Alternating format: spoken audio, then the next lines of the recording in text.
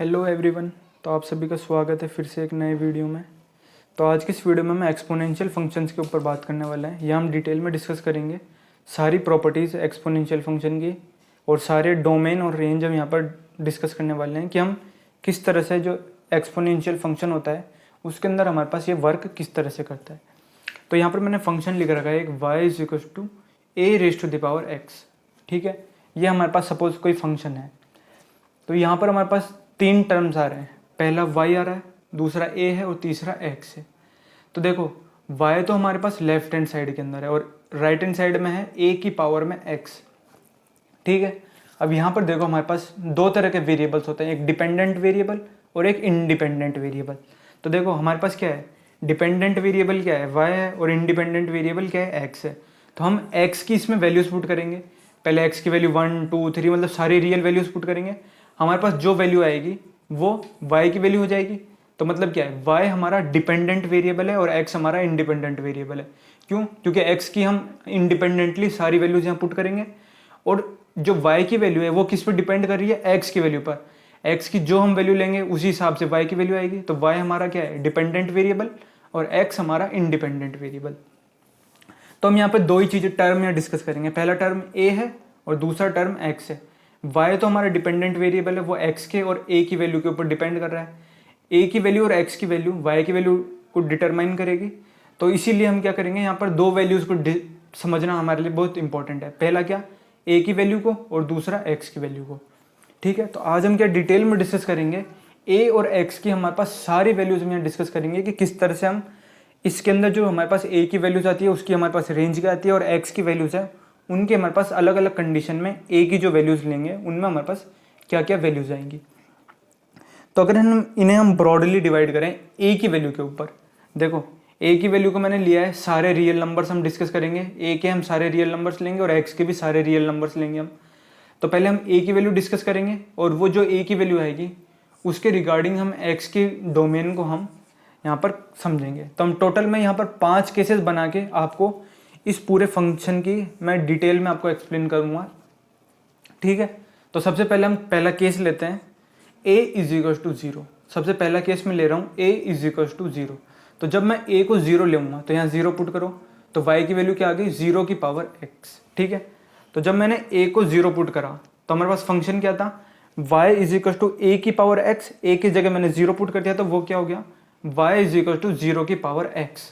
ठीक है, अब यहाँ समझो आप, हमारे पास दो टर्म्स होते हैं, एक तो 0 की पावर 0, ये हमारे पास नॉट डिफाइंड होता है, और दूसरा होता है 0 की पावर में नेगेटिव रियल नंबर जब होते हैं हमारे पास, वो भी हमारे पास नॉट डिफाइंड होता है। यहाँ पर नॉट मैंने ऊपर लिखा है, इसे मैं एक बार यहाँ पर भी लिख देता हूँ, नॉट डिफाइंड। तो जो 0 की पावर 0 होता है और 0 की पावर रियल नेगेटिव, मतलब ये RE माइनस है, मतलब इसका मतलब क्या है, नेगेटिव रियल नंबर्स, इसका मतलब है नेगेटिव रियल नंबर। तो 0 की पावर में हम 0 नहीं लगा सकते और 0 की पावर में हम नेगेटिव रियल नंबर नहीं लगा सकते। क्यों? क्योंकि ये दोनों हमारे पास नॉट डिफाइंड होते हैं। ठीक है, तो जब ये दोनों नॉट डिफाइंड होंगे तो x हमारी क्या होती है, डोमेन। तो x बचा क्या हमारे पास, x हमारे पास बचा ओनली पॉजिटिव रियल नंबर। 0 ले नहीं सकते, नेगेटिव रियल नंबर नहीं ले सकते, क्योंकि 0 की पावर में दोनों नॉट डिफाइंड होते हैं। मैं ऑलरेडी एक वीडियो बना चुका हूँ जिसके अंदर मैंने आपको बताया था कि a की पावर 0, अगर हम मतलब किसी भी नंबर के अंदर a को आप यहाँ पर किसी भी रियल नंबर से ट्रीट करो, या फिर a की जगह मैं आप यहाँ पर k लिख देता हूँ। सपोज k है, k की पावर में 0 है तो इसकी वैल्यू 1 आएगी। किसी भी रियल नंबर 0 को छोड़ के किसी भी रियल नंबर की पावर में आप 0 लगाओगे तो वैल्यू हमारे पास 1 आएगी। उस वीडियो के अंदर मैंने ये जो दो चीज़ें हैं ना, ये 0 की पावर 0 और 0 की पावर नेगेटिव रियल नंबर, ये दोनों कंसेप्ट मैंने वहाँ पर डिटेल में एक्सप्लेन करा है कि ये हमारे पास नॉट डिफाइंड क्यों होता है। तो वो वीडियो आप जाकर देख सकते हैं, मैं डिस्क्रिप्शन में लिंक उनके डाल दूंगा, वहाँ पर जाकर आप वो वीडियो देख सकते हैं। ठीक है, फिलहाल हमारे पास कंसेप्ट क्या आया, x की वैल्यू हम 0 नहीं ले सकते और नेगेटिव रियल नंबर नहीं ले सकते क्योंकि वो नॉट डिफाइंड हो जाएंगे। तो बचा क्या हमारे पास, x belongs to R positive. इसका मतलब क्या है, पॉजिटिव रियल नंबर्स।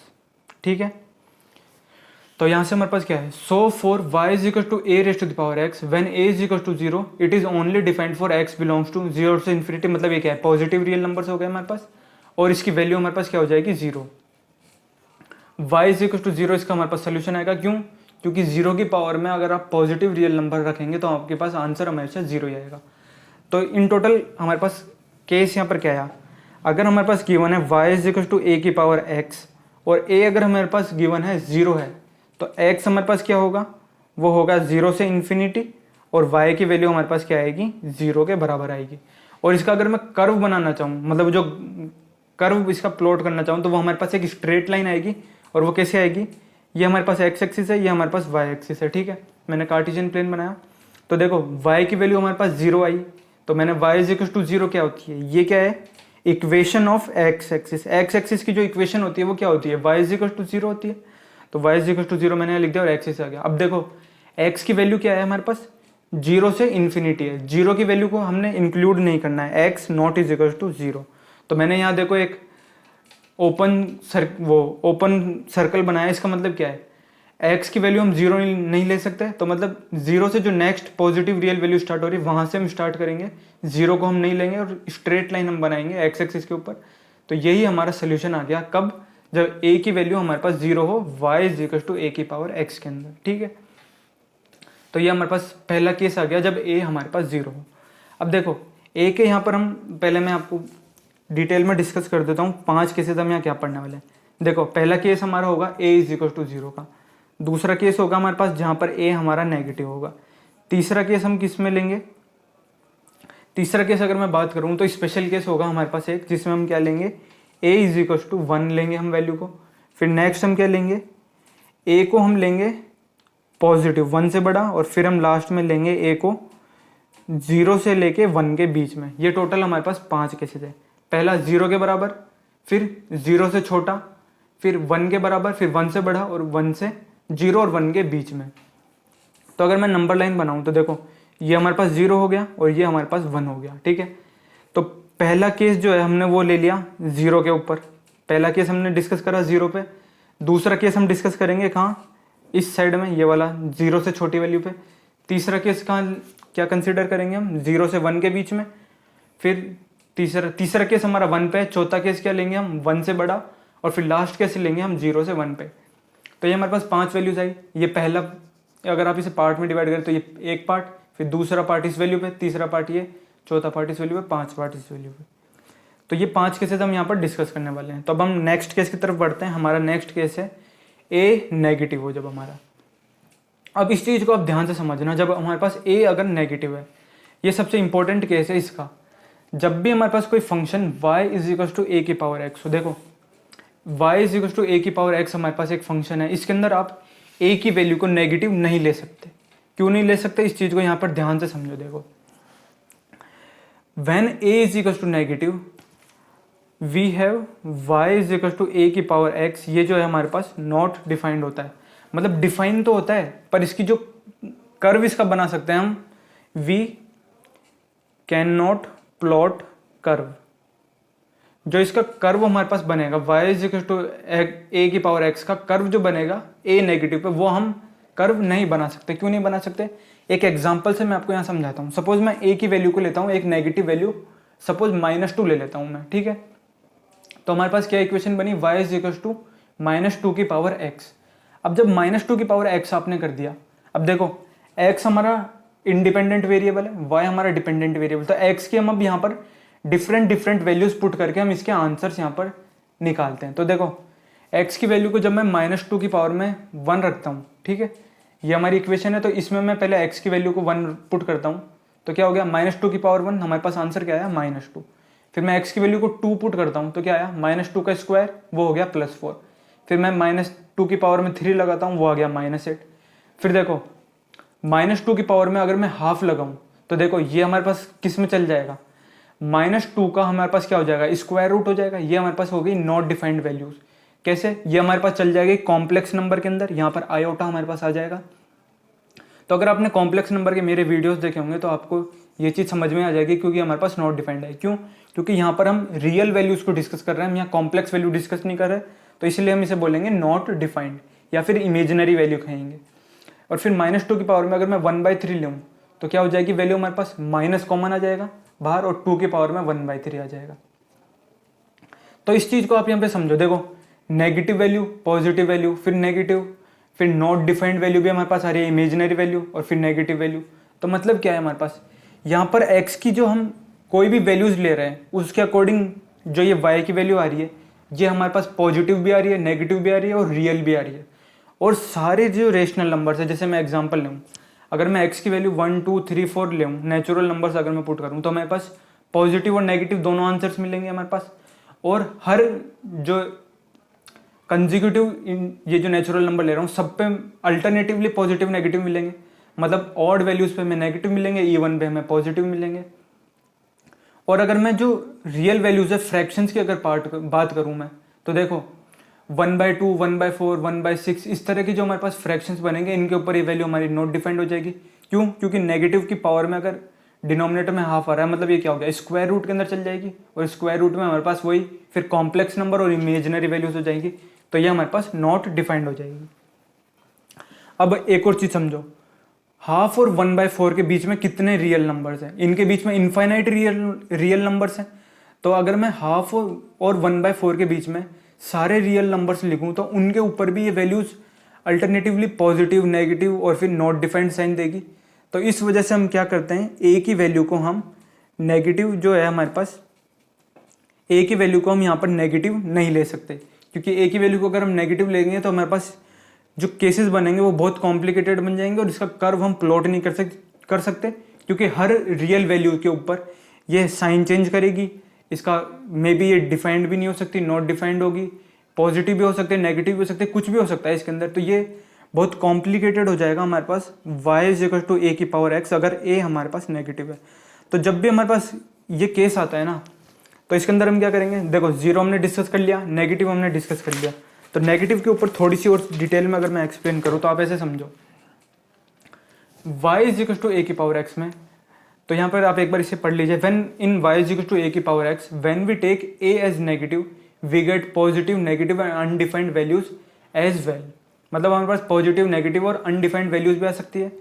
तो ये हमारे पास बहुत कॉम्प्लिकेटेड हो जाता है इस इक्वेशन का कर्व प्लॉट करना, जो हमारे पास जो कार्टेशियन प्लेन में इसका कर्व प्लॉट करना बहुत डिफिकल्ट हो जाएगा, क्योंकि हर रियल नंबर पे हमें पता नहीं है वैल्यू पॉजिटिव आएगी, नेगेटिव आएगी या अनडिफाइंड होगी। तो हम क्या कर सकते हैं, इस कॉम्प्लिकेशन से बचने के लिए हम क्या करते हैं, ए की वैल्यू जो नेगेटिव है हम उस केस को हम यहाँ नेग्लेक्ट कर देते हैं, हम हमेशा ए की वैल्यू को पॉजिटिव यहाँ पर कंसिडर करते हैं। ठीक है, तो यहाँ पर देखो मैंने लिखा है, so in general when we talk about y = a की power x we only consider the case where a = positive. ठीक है, हमने क्या करा, a = 0 का केस कंसिडर कर लिया, a नेगेटिव का केस कंसिडर कर लिया, अब बचा हमारे पास a पॉजिटिव का केस। अब इस a पॉजिटिव को मैं 3 पार्ट में डिवाइड कर रहा हूँ।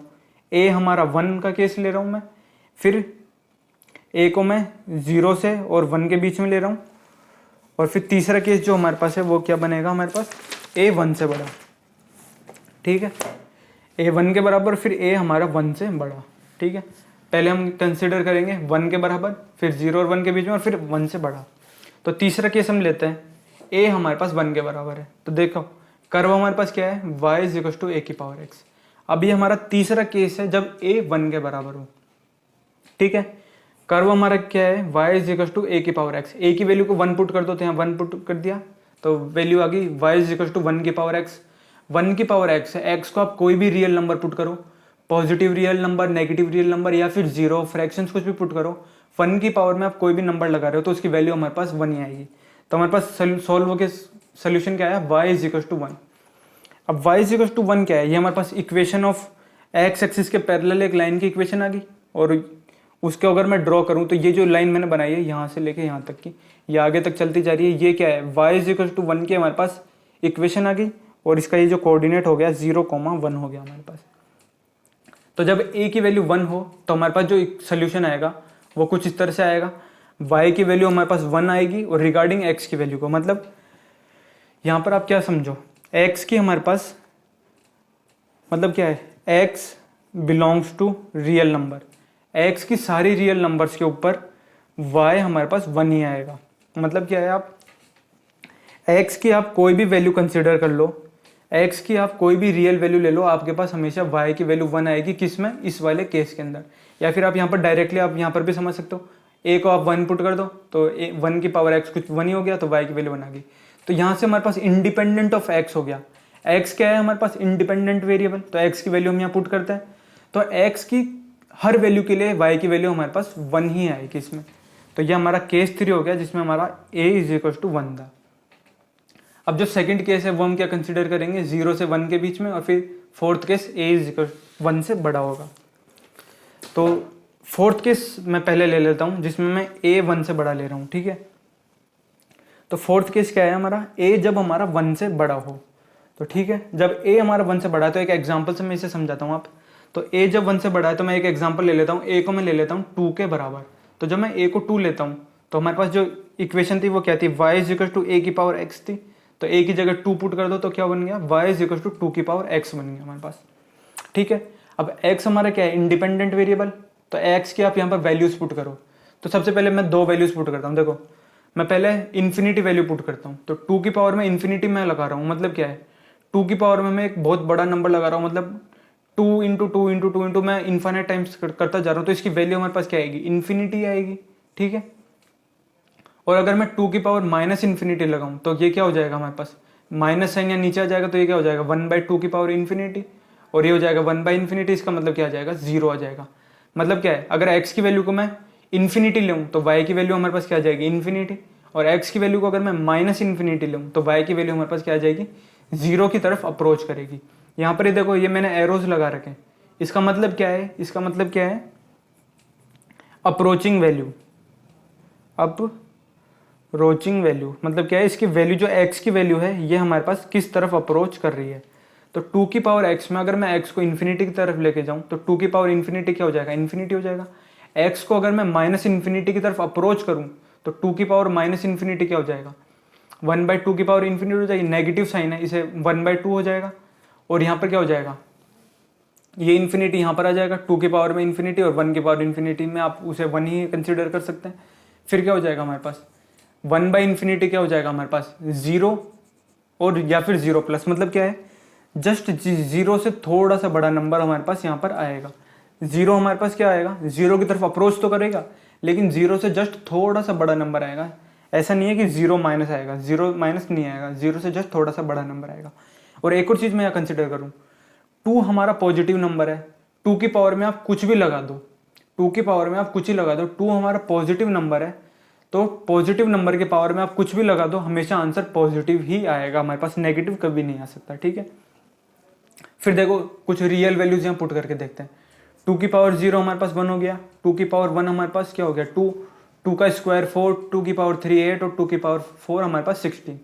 तो अगर हम जो रियल वैल्यूज है हमारे पॉजिटिव रियल वैल्यूज को ले रहे हैं, तो हमारे पास अगर उनकी वैल्यूज को इंक्रीज कर रहे हैं तो हमारे पास जो y की वैल्यू है वो हमारे पास बढ़ती जा रही है। देखो x की वैल्यू यहाँ 0 पुट करो तो 2 की पावर 0 कितना हो गया? 1। तो y की वैल्यू कितनी आई? ये जो वैल्यूज आ रही है ये हमारे पास y की वैल्यूज आ रही है। y की वैल्यू आई 1, फिर यहाँ पर y की वैल्यू हमारे पास 2 आई। x को जब हमने 2 पुट करा तो y की वैल्यू 4 आई। x को जब हमने 3 पुट करा तो y की वैल्यू 8 आई। तो इस तरह से जब हम x की वैल्यू को बढ़ाते जा रहे हैं तो y की वैल्यू भी हमारे पास बढ़ रही है। फिर नेक्स्ट केस में कंसिडर करो, 2 की पावर में जब x की वैल्यू को -1 पुट करता हूँ तो इसका सोल्यूशन आया 0.5 और ये y की वैल्यू आई हमारे पास। फिर जब मैंने -2 पुट करा तो y की वैल्यू आई 0.25 और फिर जब -3 पुट करा तो वैल्यू आई 0.025। मतलब जब x की वैल्यू को हम नेगेटिव रियल नंबर की तरफ लेते जा रहे हैं या फिर जब घटाते चले जा रहे हैं, वैल्यू कम लेते जा रहे हैं नेगेटिव में, तो इसकी वैल्यू जो है हमारे पास कम होती जा रही है, मतलब ये डिक्रीज होता जा रहा है। और जब हम -∞ वैल्यू लेंगे तो ये हमारे पास 0 से जस्ट थोड़ा सा बड़ा नंबर आएगा। तो अगर इसका मैं कर्व प्लॉट करना चाहूँ तो कैसे आएगा? देखो 0 पर जब मैं वैल्यू रख रहा हूँ, x की वैल्यू जब मैंने 0 रखी तो y की वैल्यू 1 आई। तो देखो यहाँ पर मैंने कर्व प्लॉट कर रखा है। जब मैंने x की वैल्यू को यहाँ 0 पुट करा तो y की वैल्यू 1 आई। और देखो जब मैं x की वैल्यू को बढ़ा रहा हूँ इस तरफ तो y की वैल्यू हमारे पास बढ़ती चली जा रही है। तो यह इस तरह का कर्व हमारे पास बनेगा। और जब मैं x की वैल्यू को नेगेटिव रियल एक्स एक्सिस की तरफ लेके जा रहा हूँ बढ़ाता हुआ, मतलब इस तरफ अगर मैं बढ़ रहा हूँ तो ये वैल्यू हमारे पास घटती चली जा रही है इस फंक्शन की। और लास्ट में -∞ की तरफ ये 0 से थोड़ा सा जस्ट बड़ा नंबर आएगा। तो ये जो कर्व मैंने बनाया है, ये जो कर्व मैंने बनाया ये क्या है हमारे पास? y = 2 की पावर x का हमारे पास कर्व आ गया, जिसमें हमारे पास ये पॉइंट है 0,1। तो इस तरह से इसका हमारे पास कर्व बनता है। ये हमारा केस हो गया a > 1 का। तो देखो अगर मैं जनरल डायग्राम बनाना बताऊँ आपको, तो अगर a हमारे पास 1 से बड़ा है और x हमारे पास रियल नंबर है, तो y is equal to a की पावर x का इस इक्वेशन का जो कर्व बनेगा हमारे पास वो कुछ इस तरह से बनेगा। यहाँ से हम स्टार्ट करेंगे 0 से जस्ट थोड़ा सा बड़ा नंबर माइनस इन्फिनिटी पे, और ये कर्व हमारे पास बढ़ता चला जाएगा आगे तक, और इस तरह से ये वैल्यू हमारे पास आएगी। तो ये हमारे पास वो हो गया y is equal to a की पावर x का कर्व, कब? जब हमारे पास a हमारे पास 1 हो। ठीक है, तो ये हमारे पास हो गया फोर्थ केस हमारा कंप्लीट। थर्ड केस आपने देख ही लिया, हमारे पास जो कर्व था वो हमारे पास इस तरह की लाइन बन गई, कब? जब हमारे पास a की वैल्यू हमारे पास 1 हो, तो हमारे पास इस तरह का कर्व हमारे पास बनता है। तो लास्ट हमारा केस जो बचा हुआ है वो क्या बचा हुआ है? अब 0 से 1 के बीच में अगर हमारा a हो, तो केस फिफ्थ है और ये हमारा लास्ट केस है। 0 से 1 के बीच में अगर हम a लें तो हमारे पास इक्वेशन क्या थी? y is equal to a की पावर x। इसमें जो a की वैल्यू है वो अगर हम 0 से 1 के बीच में लें, तो इसे भी मैं आपको एक एग्जांपल से समझाता हूँ। a की वैल्यू को आप 0.5 ले लो या फिर हाफ ले लो। 0 और 1 के मैंने मिड पॉइंट में ले लिया, हाफ वैल्यू मैंने ले ली, ये दोनों के मिड में आ रही है हाफ, तो इसलिए मैं हाफ एग्जाम्पल ले लेता हूँ, हाफ का एग्जाम्पल ले लेता हूँ। ठीक है, अब देखो आप इसके अंदर जब हाफ पुट करोगे तो इक्वेशन क्या बन जाएगी? y इज इक्वल टू 0.5 की पावर x। 0.5 और हाफ एक ही बात है, ये मैंने डेसिमल में लिखा है, ये मैंने फ्रैक्शन में लिखा है, तो आप 0.5x भी लिख सकते हो या फिर 1/2x भी लिख सकते हो। और जब आप इस ब्रैकेट को ओपन कर दोगे तो क्या बन जाएगा? 1/2 की पावर x बन जाएगा, या फिर अब इस 2 की पावर x को आप ऊपर ले जाओगे तो ये क्या बन जाएगा? 2 की पावर में माइनस x। तो इस वैल्यू को आप 4 तरीके से लिख सकते हो, आप किसी जो भी आपको अच्छा लगे उस फॉर्म में आप यहाँ लिख सकते हो। मैं इस वाली फॉर्म को डिस्कस करूंगा, या फिर आप ये वाली फॉर्म ले लो, ये दोनों एक ही बात है। मैं इस फॉर्म को लेके चल रहा हूँ और इससे मैं आपको एक्सप्लेन करूंगा कि इसका कर्व हमारे पास कैसे बनेगा। तो एक चीज समझो, y इज इक्वल टू 2 की पावर x आ गया। अब यहाँ देखो x की वैल्यू को आप पहले 0 पुट करो, तो y की वैल्यू हमारे पास देखो कितनी आ गई 1। यहाँ हमने x की वैल्यू को 0 पुट करा, इस वाली इक्वेशन के अंदर मैंने x की वैल्यू को 0 पुट करा तो y की वैल्यू आ गई मेरे पास 1। x को 0 पुट करा, y की वैल्यू 1 आ गई। x को मैंने 1 पुट करा तो y की वैल्यू हमारे पास आ गई 0.5। ये हो गया 1/2 बचा, और 1/2 0.5 ही होता है हमारे पास। 1/x की वैल्यू मैंने 2 पुट करी तो बन गया 1/2 स्क्वायर। 1/2 स्क्वायर कितना हो गया? 1/4, और 1/4 की वैल्यू होती है 0.25। इसका मतलब x की वैल्यू जब मैंने 2 पुट करी तो वैल्यू आई हमारे पास 0.25। सिमिलरली x की वैल्यू जब मैं 3 पुट करूंगा तो वैल्यू आएगी हमारे पास 0.125। ठीक है, ये तो हमारे पास होगी पॉजिटिव वैल्यूज। अब हम नेगेटिव वैल्यूज कंसिडर करते हैं। जब मैं x की वैल्यू -1 पुट करूंगा तो ये क्या है? 1/2 की पावर -1, और 2 की पावर -1 आया तो ये क्या ऊपर फ्रैक्शन बन जाएगा, इसकी वैल्यू हो जाएगी हमारे पास 2। ठीक है, ये बेसिक जो हमारे पास पावर और इंडिसेस का लॉ होता है वो होता है, फ्रैक्शन में जब किसी भी नंबर की पावर नेगेटिव में आ रही है तो वो ऊपर एज इट इज चले जाता है हमारे पास, तो ये यहाँ से हट के ऊपर न्यूमरेटर में आ जाएगा। फिर जब मैंने x की वैल्यू -2 पुट करी इस वाले इक्वेशन में तो हमारे पास क्या आ गया? 1/2 की पावर -2, और इसे आप सोल्व करेंगे तो ये आ गई y की वैल्यू हमारे पास 4 के बराबर, एंड सो ऑन आगे आप करते जाएं। तो यहाँ से एक इंपॉर्टेंट ऑब्जर्वेशन हमें मिला, जब हम यहाँ पर x की वैल्यू को, इस वाले केस में जब हम x की वैल्यू को बढ़ा रहे हैं, देखो 0 करा, फिर 1 करा, फिर 2 करा और 3 करा, तो देखो वैल्यूज हमारे y की डिक्रीज होती चली जा रही है। x की वैल्यू देखो 0, 1, 2 और 3 हुई, और y की वैल्यू डिक्रीज होती जा रही है। देखो 1 से 0.5 होगी, फिर 0.25 होगी, फिर 0.025 होगी, और इस तरह आगे अगर और भी हम वैल्यूज बढ़ाते जाएं, जैसे 1/2 की पावर 4 या फिर 1/2 की पावर 5 करें, तो वो और भी छोटी वैल्यूज आती जाएगी हमारे पास। मतलब क्या है? x की वैल्यू अगर हम इन्फिनिटी की तरफ अप्रोच करेंगे, 1/2 की पावर इन्फिनिटी लें, x की वैल्यू को अगर मैं इन्फिनिटी की तरफ अप्रोच करूंगा तो ये जस्ट 0 से थोड़ा सा बड़ा नंबर हमारे पास आएगा। वहीं अगर आप नेगेटिव का केस कंसिडर करो, देखो जब हम नेगेटिव वैल्यूज ले रहे हैं x की, तो हमारा आंसर जो है वो बढ़ता जा रहा है। जब मैंने x की वैल्यू -1 लिया तो हमें y की वैल्यू 2 मिली, x की वैल्यू जब मैंने -2 ली तो y की वैल्यू 4 मिली, x की वैल्यू जब मैंने -3 ली तो y की वैल्यू 8 मिली। तो इस तरह आगे ये वैल्यू बढ़ती चली जाएगी। तो जब मैं 1/2 की पावर में -x को -इन्फिनिटी की तरफ अप्रोच करूंगा तो वैल्यू हमारे पास हो जाएगी 2 की पावर इन्फिनिटी, ये माइनस ऊपर जाके प्लस हो जाएगा, और ये हमारे पास इन्फिनिटी हो जाएगा। तो ये हमारे पास स्मूथ कर्व बनेगा इसका। तो इसका कर्व मैंने यहाँ प्लॉट कर रखा है, ये देखो जब हम यहाँ पर देखो -इन्फिनिटी की तरफ जा रहे हैं तो हमारा आंसर आ रहा है इन्फिनिटी। मतलब जब x की वैल्यू जब हम -इन्फिनिटी ले रहे हैं, -इन्फिनिटी कहीं इस तरफ ही अप्रोच करेगा, तो इन्फिनिटी पे कर्व हमारा इन्फिनिटी की तरफ अप्रोच कर रहा है। ठीक है, तो यहाँ पर वैल्यू हमारा इस तरह से बनेगा, और एक कर्व हमारा बनेगा डिक्रीजिंग कर्व हमारे पास बनेगा। और जब हम x को +इन्फिनिटी की तरफ लेंगे, देखो ये +इन्फिनिटी पे क्या आ रहा है? 0 से जस्ट थोड़ा सा बड़ा नंबर, तो देखो यहाँ प्लस इन्फिनिटी कहीं इस तरफ ही आ रहा होगा हमारे पास, तो ये 0 से जस्ट थोड़ा सा बड़ा नंबर हमारे पास यहाँ पर आ रहा है। ये वाला पॉइंट हमारा वही रहेगा 0,1। देखो यहाँ पर मैंने लिखा है x को 0 लिया तो y की वैल्यू हमारे पास 1 आ गई, तो ये हमारा x कोऑर्डिनेट हो गया, ये हमारा y कोऑर्डिनेट हो गया। तो y इज इक्वल टू 1/2 का कर्व हमारे पास कुछ इस तरह से बनेगा। और इन जनरल अगर मैं बात करूं, अगर आपको y is equal to a⁴x का अगर आपको कर्व बनाना है और a हमारा 0 से 1 के बीच में है, तो हमारा कर्व कुछ इस तरह से बनेगा, जहां पर ये माइनस इन्फिनिटी पे प्लस इन्फिनिटी की तरफ अप्रोच करेगा और प्लस इन्फिनिटी पे 0 प्लस की तरफ अप्रोच करेगा। तो y is equal to a⁴x का कर्व इस तरह से बनता है जब हमारा a 0 से 1 के बीच में होता है। तो ये हमारा 5th केस था, ये हमारा कंप्लीट हो गया। तो एक बार इसे वापस आप समझ सकते हैं, y is equal to a⁴x का कर्व हमारे पास, कंक्लूजन कर रहा हूं अब मैं इस वीडियो का, y is equal to a⁴x का कर्व हमारे पास इस तरह से बनेगा जब हमारा a क्या होगा 0 से 1 के बीच में होगा। ठीक है, नेक्स्ट जो हमने इससे प्रीवियस केस कंसिडर करा था,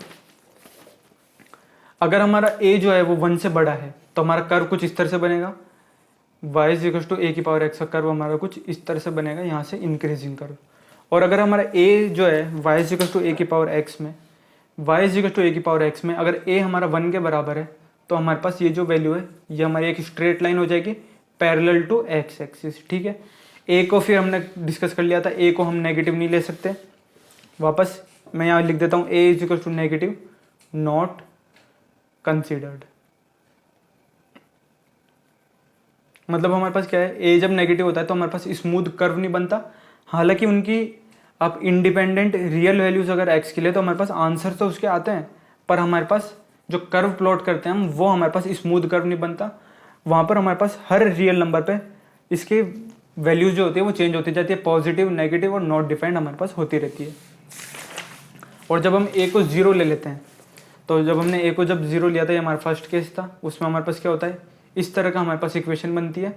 यहाँ पर हम 0 को कंसिडर नहीं करते, यहाँ पर मैंने ये ओपन सर्कल बनाया और इसके आगे ये स्ट्रेट लाइन इस तरह से चलती है। तो ये हमारे पास y is equal to a⁴x के ऊपर हम डिटेल में डिस्कस कर लिया, और हमने जो ये पांचों केस मैंने यहाँ लिखे थे ये हमने डिस्कस कर लिया। नेक्स्ट जो वीडियो मेरा होने वाला है उसके अंदर मैं क्या डिस्कस करने वाला हूँ, सेम जितने केस मैंने यहाँ आपको बताए वो सारे केसेस हम क्या डिस्कस करेंगे, y is equal to log of x to the base a। इस फंक्शन के लिए भी हम सारी चीज़ें डिस्कस करेंगे। ये हमारा एक्सपोनेंशियल फंक्शन है, ये हमारा लॉगरिदमिक फंक्शन है। तो इस वीडियो को बनाने का पर्पस ही ये था ताकि मैं आपको ये जो लॉगरिदम वाला वीडियो है इसमें मैं डिटेल में डिस्कस करने वाला हूँ। तो ये जो सारे कंसेप्ट है ये मैंने बेसिक यहाँ पर लिए हैं, इन्हीं को यूज़ करते हुए मैं आपको लॉगरिदम फंक्शंस की सारी प्रॉपर्टीज़ यहाँ डिस्कस करने वाला हूँ, और उसके अंदर सारी इनइक्वालिटीज़, सारी कंडीशंस, a की वैल्यू और x की वैल्यू, जितनी भी हमारे पास सारे लॉज होते हैं वो सब हम इसमें डिस्कस करने वाले हैं। तो लॉगरिदम के ऊपर मैं ऑलरेडी एक वीडियो बना चुका हूँ, उसे भी आप देख सकते हैं, उसका लिंक आपको डिस्क्रिप्शन में मिल जाएगा। और अगर आपको ये वीडियो अच्छा लगा तो चैनल को ज़रूर सब्सक्राइब करें और मेरे बाकी वीडियोज़ को भी एक बार ज़रूर देखें। मैं बहुत सारा कंटेंट अपलोड कर चुका हूँ, जैसे कि कॉम्प्लेक्स नंबर, ट्रिग्नोमेट्री, और ये हमारे लॉगरिदम के ऊपर भी मैं और वीडियोस अपलोड करने वाला हूँ। डिफरेंशियल इक्वेशन के ऊपर मैंने बहुत सारे वीडियोस अपलोड कर देते हैं। डिस्क्रिप्शन में अगर आप जाएंगे तो आपको वहाँ पर सारी वेल अरेंज प्लेलिस्ट आपको मिल जाएगी, उन प्लेलिस्ट पे जाकर आप वो सारे वीडियोस देख सकते हैं। So thank you very much for watching, और चैनल को एक बार ज़रूर सब्सक्राइब करें। Again thank you very much for watching.